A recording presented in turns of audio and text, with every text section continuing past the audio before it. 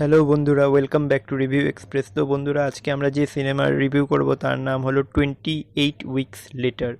বন্ধুরা, এটি একটি জম্বি আউটব্রেক সিনেমা এবং বন্ধুরা, এই সিনেমাটি রিলিজ হয়েছিল 2007 সালে। সিনেমাটি শুরু হয় যেখানে দেখানো হয় যে রেজ নামক একটি ভাইরাসের আউটব্রেক দেখা দিয়েছে ব্রিটেনে। সেই ভাইরাসের আউটব্রেক থেকে বাঁচার জন্য ডন এবং তার স্ত্রী অ্যালিস একটি কটেজে আশ্রয় নিয়েছে এবং সেখানে আরও 4জন সার্ভাইভার রয়েছে। কিছুক্ষণ পরে সেখানে দেখানো হয় যে একটি ছোট বাচ্চা দৌড়াতে দৌড়াতে সেই বাড়িতে হেল্পের জন্য আসে এবং দরজা খুলে তাকে ভিতরে ঢোকানো হয়। এরপরে সেখানে সেই বাচ্চাটিকে ফলো করতে করতে একটি জম্বি এসে পৌঁছায় এবং সেখানে তাদের উপর আক্রমণ চালায়। বাকি সার্ভাইভার মারা গেলেও ডন, তার স্ত্রী এবং সেই বাচ্চাটি কোনো ক্রমে তার থেকে বেঁচে যায়, কিন্তু তবুও সেই জম্বিটি তাদের পিছা ছাড়ে না।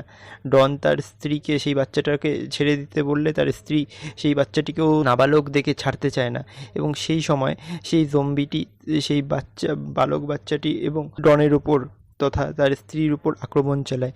ডন কোনো ক্রমে সেখান থেকে পালিয়ে যায়, ভাবে যে অ্যালিস আর সেই বাচ্চাটিকে বাঁচানো গেল না। দৌড়াতে দৌড়াতে সে একটি নদীর ধারে এসে পৌঁছায় এবং সেখানে একটি বোটের দ্বারা তাকে রেস্কিউ করা হয়। নেক্সটে আমাদেরকে দেখানো হয় যে জম্বিরা কোনো রকমের খাদ্য না পেয়ে ধীরে ধীরে স্টারভেশনের কারণে মরতে শুরু করেছে এবং ব্রিটেনকে বাঁচাবার জন্য ন্যাটো ফোর্স সেখানে চলে এসেছে। এখানে দেখানো হয় যে সেখানে একটি সেফ হাউস তৈরি করা হয়েছে যেখানে ডন এবং অ্যালিসের দুই সন্তানকে নিয়ে আসা হয়, যারা আউটব্রেকের সময় ব্রিটেনে উপস্থিত ছিল না। তাদের নাম হলো ট্যামি আর অ্যান্ডি। এখানে সেফ হাউসটি ব্রিগেডিয়ার জেনারেলের আন্ডারে ছিল, যার নাম ছিল স্টোন। সেখানে আরও দুজন এজেন্ট অফিসার উপস্থিত ছিলেন। একজনের নাম ছিল সার্জেন্ট ডয়েল, যিনি ছিলেন ডেল্টা ফোর্স অফিসার, এবং আরেকজন ছিলেন শেফ ফ্লিন, যিনি ছিলেন হেলিকপ্টার পাইলট। সেখানে ট্যামি আর অ্যান্ডির সঙ্গে তাদের বাবা ডনের দেখা হয়, যিনি তাদের মার মৃত্যুর সম্পর্কে একটি মিথ্যা কথা তাদেরকে সাজিয়ে বলেন। তিনি চাইতেন না যে তার সন্তানরা তার মার মৃত্যুর আসল কারণ জানুক, সেই কারণেই তিনি এই মিথ্যা কথাগুলি সাজিয়ে বলেছিলেন তাদের। ট্যামি আর অ্যালিসের কাছে তাদের পরিবারের তেমন কোনো ছবি ছিল না যেটাকে তারা নিজের স্মৃতি হিসাবে রেখে দিতে পারে। সেই কারণে ট্যামি আর অ্যান্ডি সেই সেফ হাউস থেকে বেরিয়ে তাদের বাড়ির উদ্দেশ্যে রওনা হয়। সেখানে গিয়ে তারা তাদের কিছু পারিবারিক স্মৃতি কালেক্ট করে এবং সেখানে দেখতে পায় যে সেখানে তাদের মা আনইনফেক্টেড কন্ডিশনে পড়ে আছে। কাছে গেলে তারা বুঝতে পারে যে জম্বিদের দ্বারা আক্রমণকালে কোনো রকম আসিমটোটিক অবস্থায় রয়ে গেছেন, অর্থাৎ তার উপর সেই রেজ ভাইরাসের কোনো সিমটম প্রকাশ পায়নি।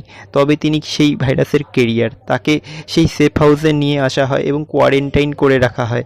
সেই কোয়ারেন্টাইনে যখন ডন এসে পৌঁছায়, সে খুবই ইমোশনাল হয়ে পড়ে এবং তার স্ত্রীকে জীবিত দেখতে পেয়ে তার কাছে ক্ষমা প্রার্থনা করে। অ্যালিস তাকে ক্ষমা করে দেয় এবং তারা একে অপরকে কিস করে, কিন্তু যেহেতু অ্যালিস একটি অ্যাসিমটোটিক ক্যারিয়ার ছিল এই রেজ ভাইরাসের, সেই কারণে কিসের সময় সেই ভাইরাসটি ডনের শরীরে চলে যায় এবং ডন ধীরে ধীরে জম্বিতে পরিণত হয় এবং শেষে সেখানে থাকা সবার ওপর আক্রমণ করতে শুরু করে এবং সেখানে সবাই আশ্চর্যিত এবং আতঙ্কিত হয়ে পড়ে। এমন অবস্থায় জেনারেল স্টোন সকলকে আদেশ দেয় যে বিল্ডিংটিকে কোয়ারেন্টাইন করে দেওয়া হোক, কিন্তু সেই সময় ডন ইনফেক্টেড কন্ডিশনে একটি কোয়ারেন্টাইন করা রুমে, যেখানে মানুষ খুব ভর্তি অবস্থায় ছিল, সেখানে আক্রমণ করে দেয় এবং ধীরে ধীরে সেখানে সকলকে জম্বিতে পরিণত করে। এরপর সেইটি বিল্ডিং থেকে রাস্তাতেও সেখান থেকে সমস্ত ইনফেক্টেড লোক বেরোতে শুরু করে এবং তখন ডন অর্ডার দেয় যে ইনডিসক্রিমিনেটলি যে কোনো মানুষকে মেরে ফেলা হোক। সেখানে ডয়েলও এসে পৌঁছায় এবং কোনো কিছু বুঝতে না পেরে সেও জনগণের মধ্যে যোগ দেয় এবং ট্যামি অ্যান্ডির সঙ্গে গ্রিনিচ টানেলের মাধ্যমে একজন মেডিকেল প্যারাট্রুপারের সঙ্গে পালিয়ে যায়। সেখানে গিয়ে সেই মেডিকেল অফিসারটি ডয়েলকে জানায় যে ট্যামি আর অ্যান্ডিকে কোনো ক্রমে আমাদের বাঁচাতেই হবে, কারণ তাদের জেনেটিক মেকআপ ডনের সঙ্গে মিলে। ডনের সন্তান, সুতরাং তাদেরকে কোনো ক্রমে আমাদের বাঁচাতে হবে যদি আমাদের এই ম্যানকাইন্ডকে বাঁচাতে হয়। ডয়েল সেই তিনজনকে নিয়ে ধীরে ধীরে এগোতে থাকলে ফ্লিন এসে পৌঁছায় হেলিকপ্টার নিয়ে এবং ডয়েলকে জানায় যে সে হেলিকপ্টারে উঠে আসে। সে এটাও জানায় যে সে ডয়েল ছাড়া আর কাউকেই হেলিকপ্টারে বসাতে পারবে না। সুতরাং ট্যামি, অ্যান্ডি এবং সেই মেডিকেল অফিসারটি একা হয়ে পড়বে এবং ডয়েল এটা ভেবে হেলিকপ্টারে না উঠে তাদেরকে বাঁচাতে শুরু করে এবং একটি হুইমলি নামক স্টেডিয়ামে এসে পৌঁছায়। সেখান থেকে তারা পালানোর জন্য একটি ভলভো উঠে বসে এবং সেটি চালানোর চেষ্টা করে, কিন্তু কোনোভাবেই সেটিকে চালাতে পারে না। শেষে তারা একটি গাড়ির কাছে আসে এবং গাড়িতে উঠে বসে, কিন্তু গাড়িটিও চলতে না থাকলে ডয়েল সেই গাড়িটিকে ধাক্কা দিয়ে চালানোর চেষ্টা করে এবং চালিয়েও ফেলে, কিন্তু সে নিজেকে এই কাজের সময় স্যাক্রিফাইস করে ফেলে এবং নিজে অ্যান্ডি, ট্যামি এবং সেই মেডিকেল অফিসারটি অ্যান্ডি আর ট্যামিকে নিয়ে এবার লন্ডনের টানেলের মধ্যে থাকা এলের মধ্যে দিয়ে এগোতে শুরু করে হেঁটে হেঁটে, এবং সেখানে ডন তাদের উপর আক্রমণ চালায় এবং মেডিকেল অফিসারটিকেও মেরে ফেলে এবং তারপর ডন অ্যান্ডিকে কামড়ে ফেলে। পরবর্তীতে ট্যামি কোনো ক্রমে ডনকে শ্যুট করে অ্যান্ডিকে ডনের হাত থেকে মৃত্যুর মুখে যাওয়ার থেকে বাঁচিয়ে ফেলে, কিন্তু যেহেতু ডন অ্যান্ডিকে কামড়িয়ে দিয়েছিল সে কারণে এখন অ্যান্ডিও একজন রেজ ভাইরাসের ক্যারিয়ারে পরিণত হয়। পরবর্তীতে ফ্লিন তার হেলিকপ্টার নিয়ে এসে সেই অ্যান্ডি এবং ট্যামিকে রেস্কিউ করে এবং ডয়েলের আদেশ অনুযায়ী ইংলিশ চ্যানেল পার করে ফ্রান্সে নিয়ে আসে।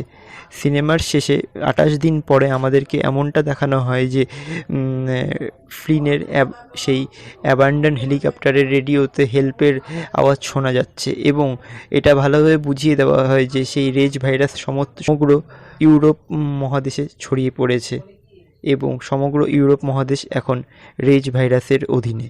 তো বন্ধুরা, এটি ছিল 28 উইকস লেটার এই সিনেমার কাহিনী। আশা করি আপনাদের ভালো লেগেছে। যদি ভালো লেগে থাকে তো ভিডিওটিকে অবশ্যই লাইক করবেন, চ্যানেলটিকে সাবস্ক্রাইব করবেন।